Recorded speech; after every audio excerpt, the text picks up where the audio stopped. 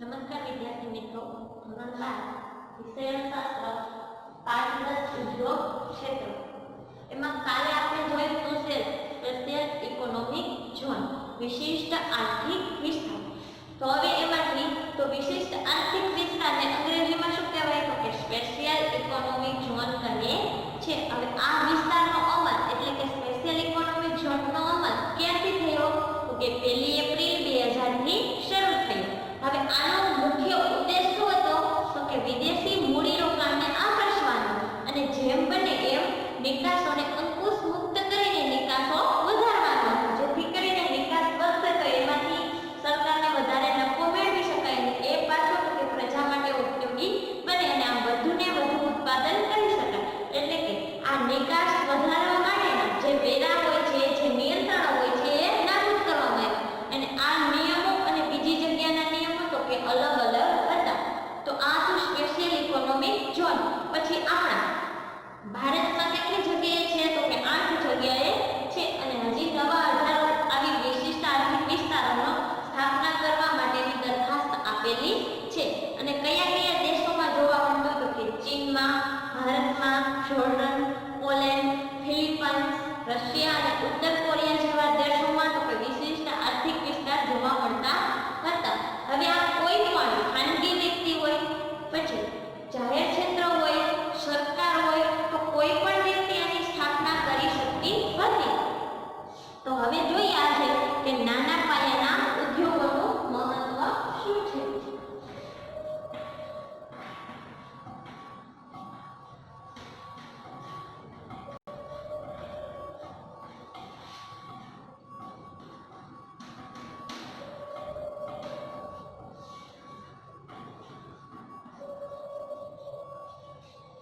નાના પાયાના ઉદ્યોગો છેલ્લા 5 દાયકાઓ દરમિયાન ખૂબ અગત્યના અને પ્રગતિશીલ રહ્યા છે. તેઓ રોજગારી સર્જન માટે, ઓછી મૂડી દ્વારા ઉત્પાદન કરવા માટે, ગ્રામ્ય વિસ્તારો ઔદ્યોગિકરણ કરવા માટે, પછાત વિસ્તારોના વિકાસ કરવા માટે, પ્રાદેશિક અસમાનતા ઘટાડવા માટે તેમજ રાષ્ટ્રીય આવક અને સંપત્તિની સમાન વહેંચણી કરવા માટે પણ ઉપયોગી છે. અને ભારતમાં નાના પાયાના ઉદ્યોગો એ મોટા પાયાના ઉદ્યોગોને પૂરક બની દેશના સામાજિક અને આર્થિક વિકાસમાં પણ સહભાગી થઈ રહ્યા છે. જેટલા મોટા પાયાના ઉદ્યોગો સામાજિક અને આર્થિક બાબતમાં હતા આગળ, એટલા જ હવે નાના પાયાના ઉદ્યોગો પણ સહભાગી થઈ રહ્યા છે. વાસ્તવમાં જે ઉદ્યોગો 25 લાખથી વધુ અને 5 કરોડથી ઓછું મૂડીરોકાણ કરવામાં આવ્યું હોય તેવા ઉદ્યોગને શું કહેતા કે નાના પાયાના ઉદ્યોગો. આપણે મૂડીરોકાણ જે પ્રકાર પાડવામાં આવ્યા હતા એમાં તો કે નાના પાયાના ઉદ્યોગમાં કેટલું મૂડીરોકાણ હોય તો આપણે નાના પાયાના ઉદ્યોગ સ્થાપી શકીએ તો કે 25 લાખથી વધારે અને 5 કરોડથી ઓછું.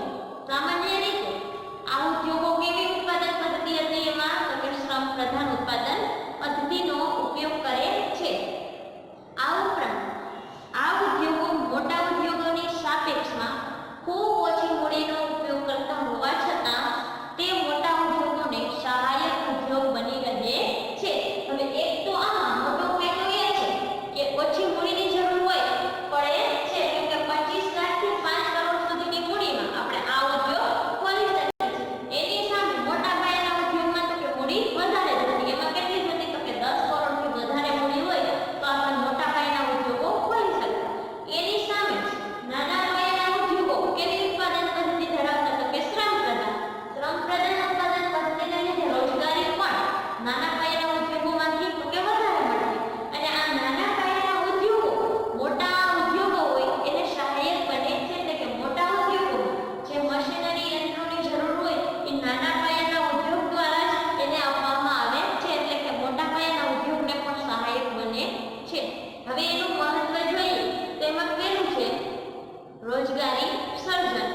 નાના પાયાના ઉદ્યોગોમાં મોટા પાયે રોજગારી સર્જનની શક્યતાઓ રહેલી હોય છે, જેનું મુખ્ય કારણ છે શ્રમ પ્રધાન ઉત્પાદન પદ્ધતિનો ઉપયોગ થાય છે. વર્ષ 1994-95માં નાના પાયાના ઉદ્યોગો 151.40 લાખ રોજગારીનું સર્જન કર્યું હતું. તે વધીને 2001-2માં તો કે 249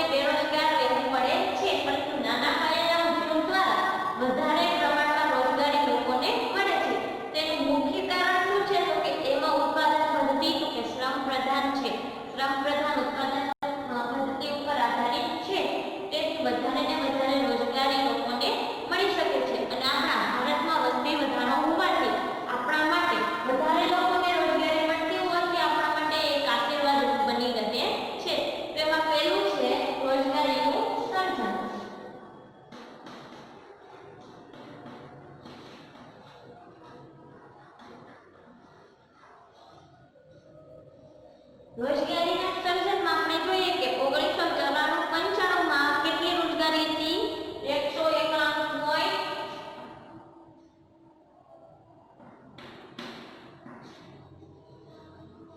191.40 લાખ અને જે 2011-12 માં કેટલી થઈ ગઈ? 1012.59.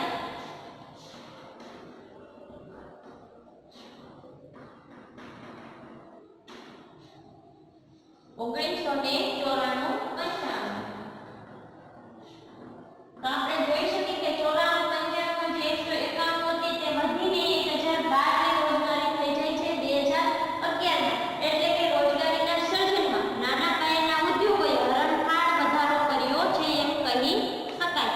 બીજું છે ઉત્પાદન વૃદ્ધિ. સામાન્ય રીતે મોટા પાયાના ઉદ્યોગો યંત્રનું ઉત્પાદન કરે છે અને દેશમાં જરૂરિયાત ધરાવતી વસ્તુઓના નાના પાયાના ઉદ્યોગો દ્વારા ઉત્પાદન કરવામાં આવે છે અને આવા ઉદ્યોગો દ્વારા ઝડપી ઉત્પાદન વૃદ્ધિ કરી શકાય છે. ઉત્પાદન વૃદ્ધિ.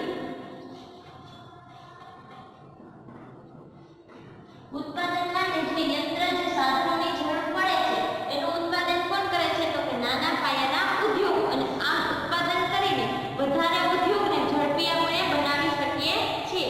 વર્ષ 94-95 જે 1,22,154 કરોડનું ઉત્પાદન થયું હતું, જે વર્ષ 2001-2 માં કેટલું થયું તો કે 2,82,270 કરોડ થયું હતું અને તે વર્ષ 2011-12 માં વૃદ્ધિ પામીને 18,34,332 કરોડ થયું છે.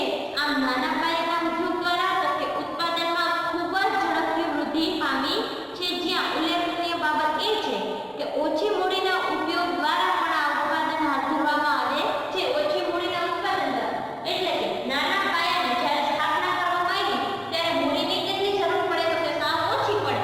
મોટા પાયાના ઉદ્યોગની હાજરીમાં 25 લાખની મૂડી હોય તો પણ આપણે નાના પાયાનો ઉદ્યોગ સ્થાપી શકીએ છીએ. પરંતુ આ નાના પાયાના ઉદ્યોગ દ્વારા આપણે વધારે ઉત્પાદન વૃદ્ધિ તો કે કરી શક્યા છીએ. ઉત્પાદનના એકમોમાં વૃદ્ધિ.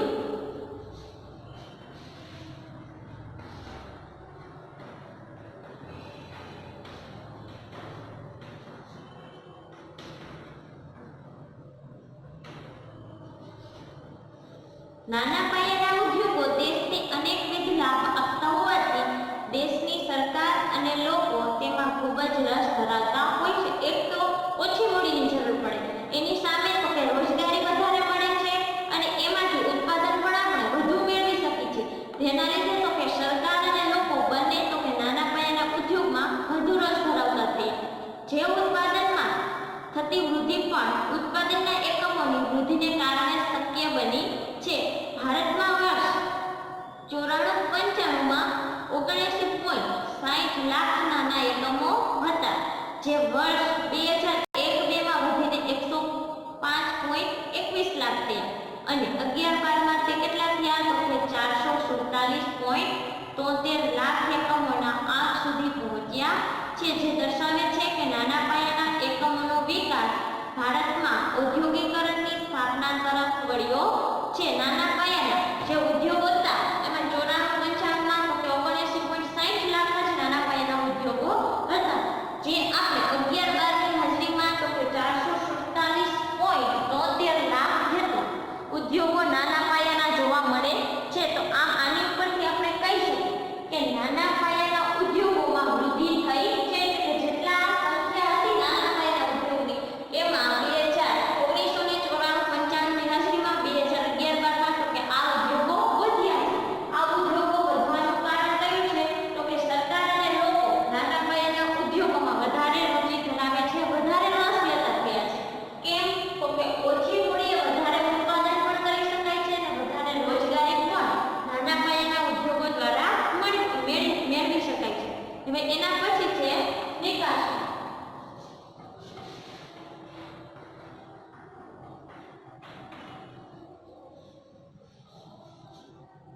ભારત દ્વારા જે નિકાસો કરવામાં આવે છે તેમાં નાના પાયાના ઉદ્યોગોનો ફાળો નોંધપાત્ર છે.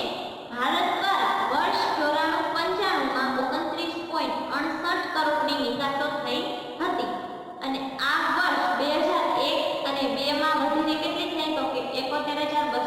કરોડ અને વર્ષ 2006-07માં તે 1,77,600 સુધી વૃદ્ધિ પામી હતી. આમ નાના પાયાના ઉદ્યોગોની નિકાસ એ ભારતની વસ્તુઓ અને સેવાઓની વિદેશોમાં વધતી માંગ દર્શાવે છે. નાના પાયાના જે વસ્તુઓ અને સેવાઓની વિદેશોમાં જે નાના પાયાના ઉદ્યોગો જે વસ્તુઓ અને સેવાનું ઉત્પાદન કરે છે તેની માંગ વિદેશોમાં પણ જોવા મળે છે. એવું કહી શકીએ કે જે 1994-95ની હાજરીમાં 6-7માં નિકાસોમાં કેટલો વધારો થયો છે એની ઉપરથી આપણે કહી શકીએ કે વિદેશોમાં પણ આ વસ્તુઓ અને સેવાઓની માંગ વધારે છે. તદુપરાંત ભારત માટે જે વિદેશી હુંડિયામણની આવક સર્જે છે વધારે નિકાસ થતી હોય તો વધારે વિદેશી હુંડિયામણ આપણી પાસે મળશે. તો જે દેશ માટે જરૂરી એવી વસ્તુઓ અને સેવાઓની આયાત માટે ખૂબ જરૂરી બને છે. આપણી પાસે જે વસ્તુઓ અને સેવાઓ ન હોય તેની આયાત કરવી પડે ને આયાત માટે તો કે વિદેશી હુંડિયામણની જરૂર પડે છે. તો આ જરૂર માટે વિદેશી નિકાસો આપણે કરવી પડે. તો નાના પાયાના ઉદ્યોગો દ્વારા વધારે નિકાસ કરીને આપણે વધારે હુંડિયામણ મેળવી શકીએ છીએ અને જે વસ્તુની જરૂર હોય તેની આયાત પણ વધારે કરી શકીએ છીએ. શ્રમ પ્રધાન ઉત્પાદન પદ્ધતિ. ઉત્પાદન પદ્ધતિઓ બે પ્રકારની હોય છે: મૂડી પ્રધાન ઉત્પાદન પદ્ધતિ અને શ્રમ પ્રધાન ઉત્પાદન પદ્ધતિ.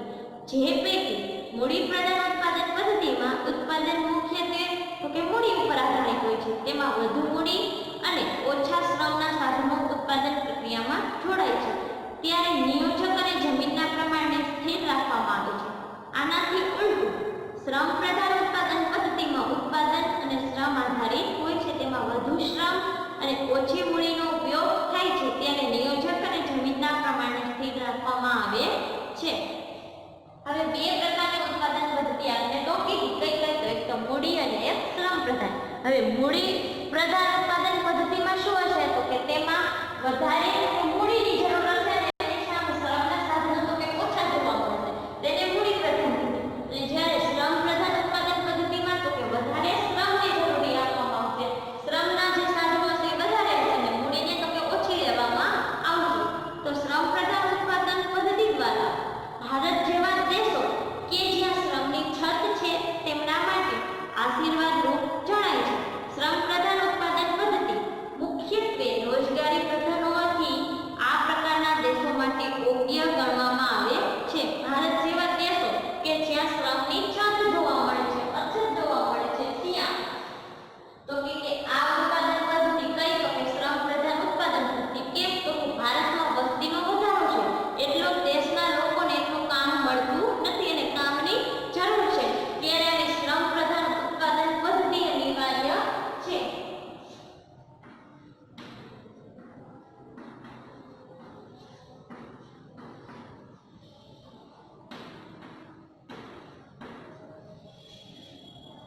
એના પછી વિદેશી હુંડિયામણની બચત. નાના પાયાના ઉદ્યોગો ભારત દેશ માટે ખૂબ ઉપયોગી સાબિત થયા છે. તે એક તરફ નિકાસો વધારીને દેશની તો કે વિદેશી હુંડિયામણની આવક મેળવી આપે છે અને એની સામે તો કે ખૂબ ઉપયોગી સાબિત થાય છે અને મોટા ભાગના જરૂરિયાત વસ્તુઓ પૂરતા પ્રમાણમાં ઉત્પાદન કરતા હોવાથી દેશની આયાતોના પ્રમાણમાં ઘટાડો કરે છે. આમ જેથી વિદેશી હુંડિયામણનો ખર્ચ ઘટે છે અને સરવાળે ભારતના વિદેશ વેપારમાં સમતુલન લાવવા માટે તે ખૂબ કારગર નીવડે છે. વિદેશી હુંડિયામણની બચત કરે છે. કેવી રીતે કે વધારેમાં વધારે નિકાસ કરીને હુંડિયામણ મેળવે છે. એની સામે જેની આયાત કરવી પડે તેવી વસ્તુનું ઉત્પાદન કરે છે અને આયાત ઓછી કરે છે. જેથી કરીને આપણે વિદેશી હુંડિયામણને બચાવી શકીએ છીએ.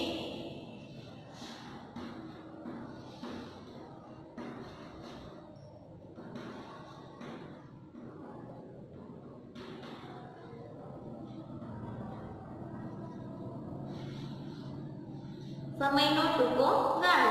નાના પાયાના ઉદ્યોગો ખૂબ જ ટૂંકા સમયગાળામાં શરૂ કરી શકાય છે. આ ઉદ્યોગોમાં મૂડીરોકાણ અને ઉત્પાદન વચ્ચે સમયનો ખૂબ નાનો ગાળો ઉપયોગ થઈ પડે છે. આમ ખૂબ ટૂંકા સમયગાળામાં ઉત્પાદન કાર્ય શરૂ થઈ શકતું હોવાથી દેશમાં રહેલી જે તે વસ્તુઓની અછતને સંતોષવી એવી ચીજવસ્તુનું ઉત્પાદન કાર્ય ટૂંકા ગાળામાં શરૂ કરાવી જરૂરી પ્રમાણમાં ઉત્પાદન શક્ય બનાવે છે, જે દેશને ખૂબ મોટી મદદ થઈ પડે છે. નાના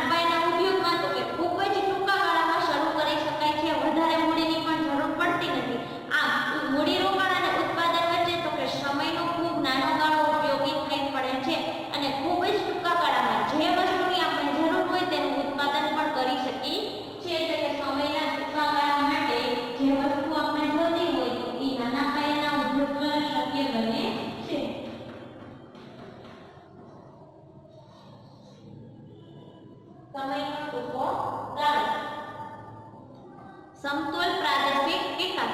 મોટા પાયાના ઉદ્યોગોની સામે નાના પાયાના ઉદ્યોગો, તો કે ઓછી મૂડી, ઓછી સાધન સામગ્રી, ઓછા સંસાધનો દ્વારા દેશના કોઈ પણ ભાગમાં શરૂ કરી શકાય છે, જેથી માત્ર વિકસિત પ્રદેશો સુધી લાભ અટકી ન રહેતા તે સમતોલ વિકાસ થવો શક્ય બનાવે છે. આમ નાના પાયાના ઉદ્યોગો દ્વારા ધનિકો અને ગરીબો, વિકસિત અને અલ્પ વિકસિત પ્રદેશો જેવી અસમાનતા ઘટાડી શક્ય બને છે.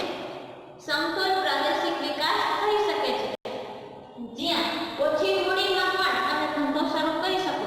તો જે વિકસિત દેશ હોય, જે વિકસિત પ્રજાઓ છે, જેની પાસે ધન છે, જેની પાસે મૂડી છે, તે તો આ ધંધો શરૂ કરી શકે. પણ અલ્પ વિકસિત જે પ્રદેશો છે ત્યાં પણ આવા નાના પાયાના ઉદ્યોગ આપણે ખોલી શકીએ છીએ, કેમ કે આમાં ઓછી મૂડીની જરૂર પડે છે. આમ વિકસિત અલ્પ વિકસિતને આપણે સમતોલ કરી શકીએ છીએ. તો સમતોલ પ્રાદેશિક વિકાસ ના પછી છે વિકેન્દ્રીકરણ.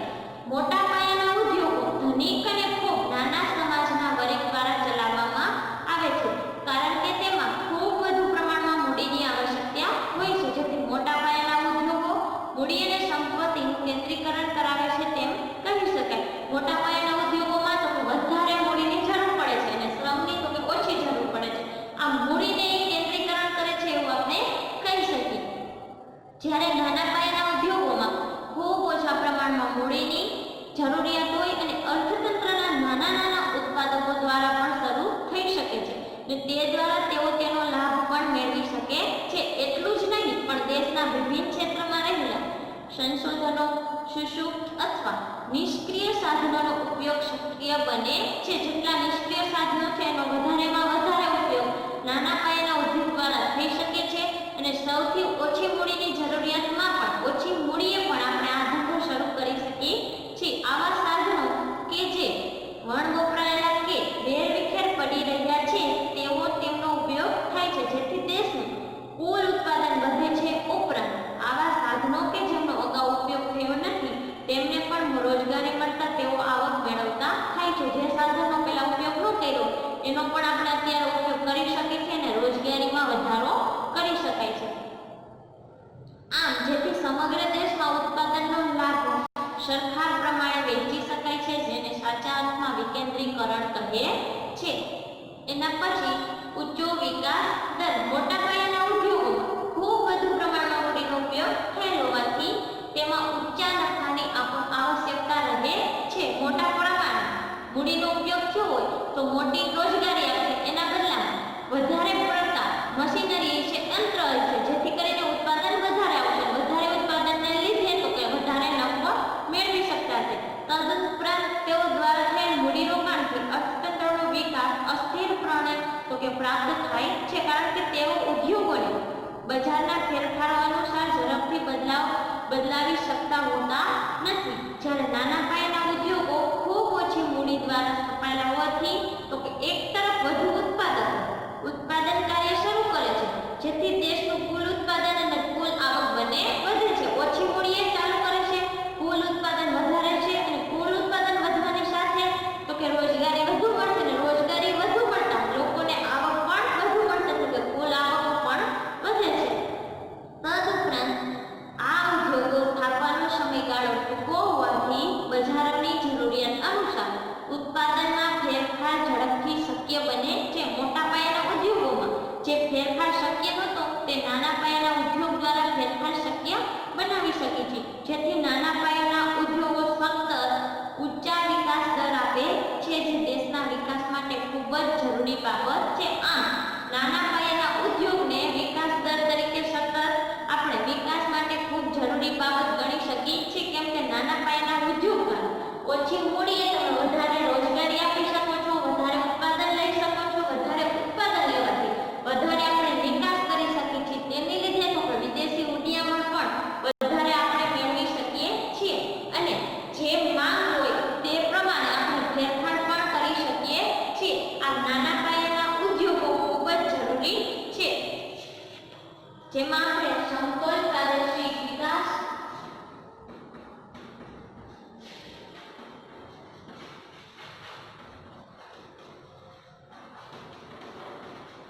વિકેન્દ્રીકરણ